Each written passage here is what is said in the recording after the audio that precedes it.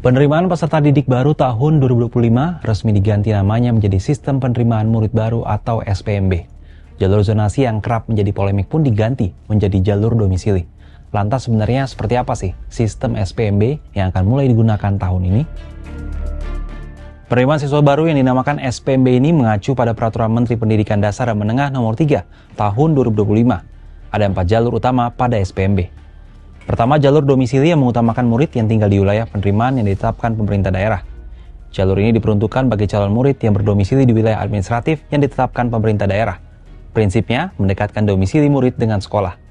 Bedanya jalur zonasi mengacu pada jarak, sedangkan jalur domisili mengacu pada wilayah. Kedua, jalur afirmasi bagi murid dari keluarga ekonomi tidak mampu dan penyandang disabilitas dengan validasi berbasis data sosial dari pemerintah. Ketiga, jalur prestasi untuk SMP dan SMA dengan perhitungan bobot nilai rapor, prestasi akademik atau non-akademik, serta kemungkinan adanya tes tersandar yang ditetapkan pemerintah daerah. Keempat, jalur mutasi bagi murid yang orang tuanya berpindah tugas, serta anak guru yang mendaftar di sekolah tempat orang tuanya mengajar. Menteri Pendidikan Dasar dan Menengah Abdul Muti dalam keterangannya Senin 3 Maret 2025 di Jakarta mengatakan, aturan baru ini akan langsung diterapkan pada tahun ajaran baru 2025 hingga 2026. Keputusan ini diambil berdasarkan evaluasi yang dilakukan bersama dengan sejumlah pemangku kepentingan di bidang pendidikan dalam beberapa kali kesempatan.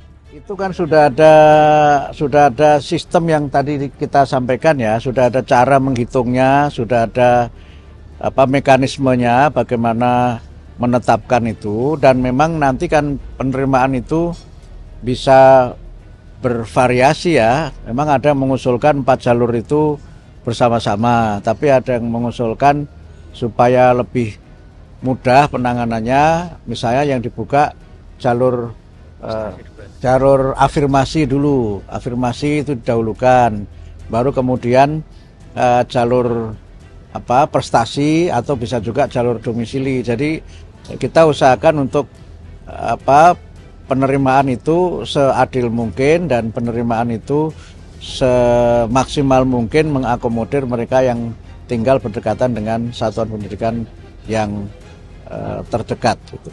Lantas apa tanggapan dari publik khususnya orang tua siswa terkait perubahan sistem penerimaan murid baru dari PPDB menjadi SPMB?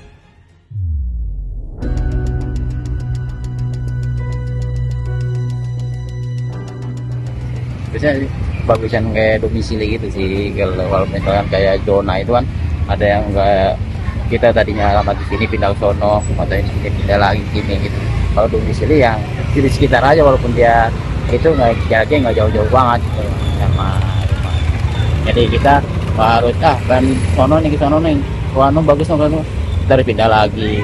Kalau misalkan di sini ada yang bagus, kenapa enggak gitu kan domisili itu aja sih. Ada domisili, karena kalau ada domisili itu kan untuk kayak yang nggak tinggal di satu tempat itu nggak bisa cari sekolahan yang ini gitu kan. Artinya kalau domisili atau itu lebih agak ribet gitu Bia, atau gimana Bia? Iya, betul. Menyusahkan anak atau gimana itu Bia? Orang tua gitu ya? Bukan anak aja ya, orang tua yang kan juga antar jemput ya. Terkait perubahan ini, Wakil Ketua Komisi 10 DPR, Himatul Aliyah menilai perubahan kebijakan ini harus terus dimatangkan hingga ke tingkat paling dasar agar tidak menimbulkan kesalahpahaman. Selain itu, kebijakan ini harus diiringi dengan peningkatan kualitas pendidikan di semua sekolah, terutama di daerah pelosok. Sementara itu, Koordinator Nasional Perhimpunan Pendidikan dan Guru atau P2G, Satriwan Salim, mengapresiasi Kemendikdasmen yang menambah kuota jalur afirmasi menjadi 20% di SMP dan 30% di SMA. Ini membuka kesempatan yang lebih luas bagi anak dari keluarga ekonomi tidak mampu untuk bersekolah gratis di sekolah negeri. Adapun rincian kuota SPMB 2025 untuk SD adalah jalur domisili minimal 70%, afirmasi minimal 15%, dan mutasi maksimal 5%. Untuk SMP, jalur domisili minimal 40%, afirmasi minimal 20%, prestasi minimal 25%, dan mutasi maksimal 5%. Dan untuk SMA, jalur domisili minimal 30%, afirmasi minimal 30%, prestasi minimal 30%, dan mutasi maksimal 5%. Sistem SPMB ini rencananya akan mulai digunakan pada tahun ini. Perubahan dari PPDB menjadi SPMB ini diharapkan bisa meningkatkan transparansi, keadilan, dan efektivitas dalam penerimaan murid baru di seluruh Indonesia, sehingga tidak membuka celah kecurangan baru. Kalau sahabat Kompas, gimana pendapatnya dengan sistem baru penerimaan murid ini?